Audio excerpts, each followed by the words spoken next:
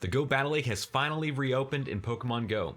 In this video, we're going to take a look at the announcement and exactly what has changed as far as the schedule for Season 2 in the Go Battle League. There has been some shakeup with regard to some of the rewards for wins in the Go Battle League. We'll take a look at that, and then we'll also be covering some more battles that I had with Galarian Stunfisk in the Ultra League. Let's get into it.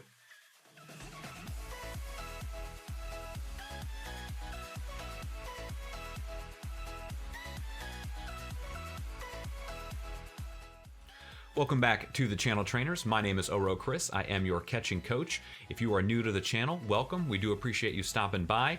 This channel, we cover some Pokemon battles, late breaking news with regard to Pokemon Go generally. If you're interested in that type of content, be sure to subscribe. So let's head over to the announcement. We've got Go Battle League Season 2 begins. The original beginning was for Monday, May 11th, but we can see the 2-star update. Update 2. Trainers, we'd like to apologize for the extended downtime. Please know the team worked fast over the past week to properly resolve the issue and thoroughly test our fix. In the meantime, please see below for the updated Season 2 schedule. We will also be making the following changes to Go Battle League. First, they tell us increased daily sets. Daily sets will increase from 5 to 6. This change will be permanent for Season 2. A week of boosted Go Battle League rewards from Tuesday, June 23rd, so starting today at 1 p.m. to Tuesday, June 30th, 2020 at 1 p.m. I'm going to say today, given editing, this may be tomorrow, you'll forgive me. The Go Battle League win rewards will change for the basic and premium tracks.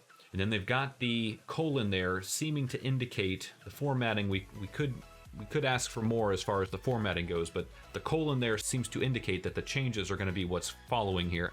The next bullet is the Pokemon you encounter will change for the basic and premium reward tracks. Snivy, Tepig, and Oshawott will no longer be available as Go Battle League encounters.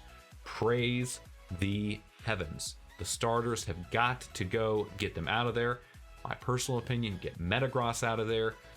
Metagross ain't going to be used for nothing without Meteor Mash, so not useful and an absolute nightmare to try to catch. I'd prefer the legendaries personally, but getting rid of these starters, that is a good start. For the premium track only, the rare candy reward will be available at the 4th slot instead of the 5th slot. So previously, I believe it was rare candy was 8 in total you would get for 5 wins. That's going to be moving to the 4th slot. The Go Battle League leaderboard will be temporarily disabled. We'll keep the leaderboard disabled while we monitor the state of Go Battle League.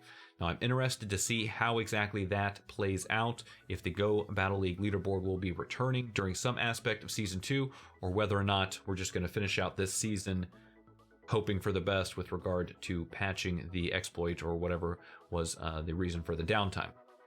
For more information, please see this article on our Help Center. And just for the record, I am on PokemonGoLive.com.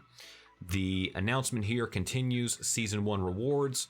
When we see that the Ultra League will run from Monday, June 1st to Monday, July 6th. So they've extended the Ultra League, giving that an ultimately close to 5-week period with which to make up for the downtime that we had during the Ultra League phase of Go Battle League Season 2. And then once we get to the Master League on Monday, July 6th, they're going to go back to that rotation of about 3 weeks in each of the successive leagues. So we're going to have July 6th starting with Master League as well as Premier Cup. Again, Premier Cup going to be a limited or restricted meta. No mythicals and no legendaries in the Master League. So this is our chance to see some of those pseudo legendaries really have a chance to shine more in the Master League. And then finally, all 3 leagues will be returning Monday, July 20th to Monday, July 27th. So now we're only going to have 1 week in that grand melee with all of the leagues being open in the Go Battle League. And then they tell us Season 3 will begin Monday, July 27th at 1 p.m. So definitely exciting to see the Go Battle League returning. Again, we're still in Season 2 with Ultra League. I've been previously featuring Galarian Stunfisk here on the channel. I'll put a link up to a video where we covered Galarian Stunfisk. The team composition has changed. I did see a video featured on King IV's channel. I will put a link to the video specifically in the description down below. He was featuring a trainer by the name of Agusyvero. Hope I'm getting that right. But that trainer was featuring a team with Galarian Stunfisk in the lead. Swampert, it was a Shadow Swampert by that trainer. I do not personally have a Shadow Swampert with Hydro Cannon, so we've got non-Shadow Swampert here, and then Cresselia in the back. So we'll see how this team composition ultimately ends up working out for us. And again, I have sped the video playback up to 1 3/4 time, I believe. So starting out, Poliwrath into a Galarian Stunfisk, that's about as bad as it can get for poor Galarian Stunfisk. One, Rock Slide going to be resisted by a fighting type, going to be taking super effective damage from Bubble, going to be taking super effective damage from Mudshot, going to be taking super effective damage from Dynamic Punch. So all of that is bad news bears for Galarian Stunfisk. So we swap out immediately. A very safe switch in the Great League is Cresselia. A very solid safe switch in the Ultra League also. Pardon my misspeaking there.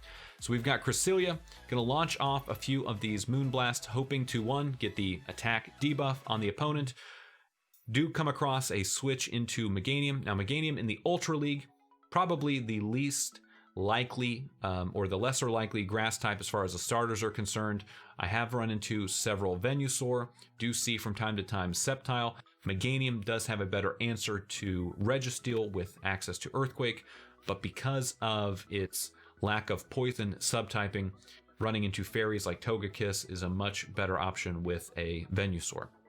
So now the opponent has swapped in to their Alolan Muck. Great matchup for Galarian Stunfisk. One is a steel type, it's going to have immunity to resistance to those poison attacks, and then with Mudshot hitting for super effective as well as Earthquake, definitely a solid option into Alolan Muck. They swap back out into Poliwrath. Now that is a better matchup for my Swampert than for Galarian Stunfisk. At least Swampert can hit for neutral damage with the Earthquake, but is going to be taking resisted damage or at least neutral damage from Ice Punch. That's a little bit better off. Still overall a losing matchup into a Poliwrath. So definitely would have loved to line up that Cresselia a little bit more with it, with the Poliwrath, but you take what you can get as far as the ordering of the matchups go. So here we're trying to, with shields down, get to that Earthquake, or Rock Slide rather. The reason being we're pretty close to having enough for the knockout, and we've got to have enough energy built up to be able to answer this Poliwrath that's about to come in with very little health. And here we are able to get that knockout. So GG's to the opponent. Coming back in, next matchup against McCracko. We've got Articuno. Now Articuno, the steel typing of Galarian Stunfisk is going to be resisting ice attacks. The ground typing, however, takes super effective, so ultimately those two negate each other and it's just neutral damage. But the opponent, like a madman, does not shield that initial Rock Slide before I've had a debuff with Icy Wind. I don't know what they were thinking in that regard. Huge misplay on their part, in my opinion. So shielding now, not the play. I don't know, maybe the trainer was not familiar with Galarian Stunfisk. One, it was much more new at the time that these videos were recorded. Not having come out during the time when we were in Great League, maybe not familiar with the moveset, maybe thinking it was going to be doubly resisted. We've got the swap into Cresselia to meet their safe switch of Poliwrath, and they say enough of that. So here we are in a different set of battles. I had run into some recording issues, so I didn't get the remainder of that first set of battles. So here the trainer with a purified, best buddied Swampert. So very impressive play there. Here we're going to go for the Earthquake. The Swampert into my Galarian Stunfisk, not a good matchup, so we do safe switch into Swampert here, and that draws out the Giratina on the opponent's side. Now, the Sims say that Swampert can beat Giratina, depending on shielding, landing a few Earthquakes. I personally have a hard time finding a winning scenario. I never seem to find the matchups as far as the shielding is necessary to pull out that win. So here the opponent able to shield the Earthquake, and we go down. Now here would have been a better matchup if he had had Dragon Breath. Then we could have come in with Galarian Stunfisk, but because of that Shadow Claw, Galarian Stunfisk does not have as strong of a position against Giratina in that situation. So now we're going to take some super effective damage from Shadow Sneaks, but we're going to hope to hit back with some super effective damage with the Moonblast. And that is enough to get the KO. So here the opponent going to come back in with Swampert. And now this is just a real tough matchup to pull out. I've got to land at best an Earthquake. Swampert as a ground type is going to be resisting Rock Slide, so not going to be enough to get through that particular matchup. Hydro Cannon going to take us out, and now we won't get the KO here, but we're pretty close to the point where that was really not much I could do at that point. So we do surrender and move on to our next battle. So we've got Virgil, some combination of numbers, and now we're hoping for Dragon Breath, and we do not get it. We've got Shadow Claw here. With that steel typing, you love to find a Giratina running Dragon Breath. Going to be resisting Dragon Breath or Dragon Claw there, so the opponent deciding to not go for the neutral damage, potentially running Ancient Power. So Ancient Power would be doubly resisted, so if they are running the now less favored moveset of Ancient Power and Dragon Claw is the better way to go. Potentially this could be a single moved Giratina, but probably they just elected to keep Ancient Power. So here, not going to be enough to get the knockout, but we will shield when we get to the Earthquake.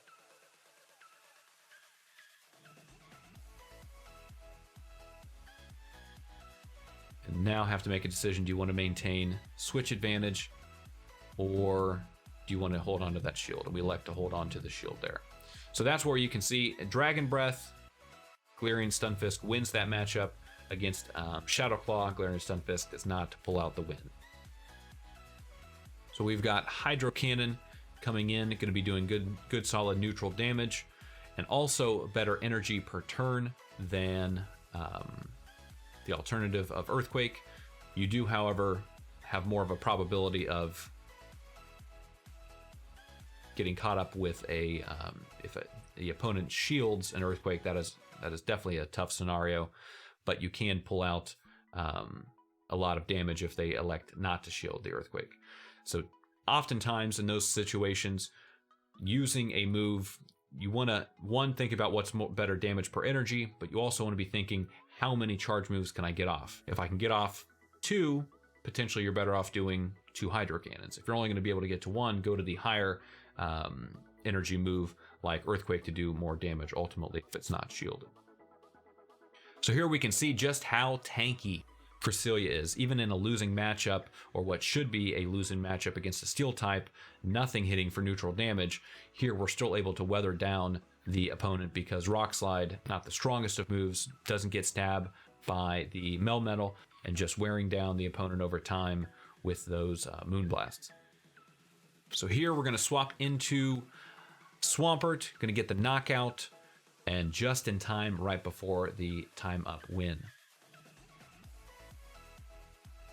So we are now 1-1 in this set of 5. So 2 battles in, and we are going against, I believe that said Highland. So bad matchup again. We are immediately going to swap out. A good solid safe switch in the Ultra League is Swampert. We do have now a solid energy lead. So we're going to go for that Earthquake. Does connect. We do have Dragon Breath Giratina here in the back. So if we ultimately don't pull out the win in this matchup, we probably will be bringing in Galarian Stunfisk to tank some of those Dragon Breaths as resisted damage. So here we go for Hydro Cannon, hoping to draw the shields of the opponent. The opponent trainer, however, does not go for it.